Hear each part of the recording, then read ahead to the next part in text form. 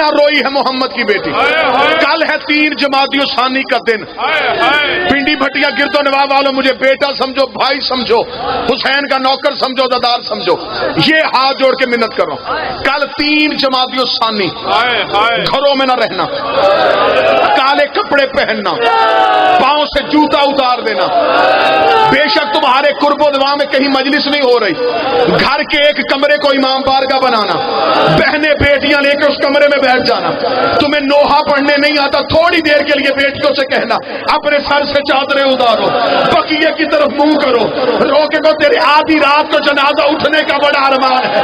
کل والا دن ہر شیعہ ایسے منائے جیسے 10 محرم مناتا ہے. 10 محرم میں اور 3 جمادی الثانی میں کیا فرق تھا؟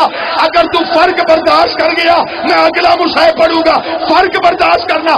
10 محرم میں 3 جمادی الثانی میں یہ فرق تھا. 10 محرم کو ماؤں کے سامنے بیٹوں کو مارا، 3 جمادی الثانی کو بیٹوں کے سامنے ماں کو مارا.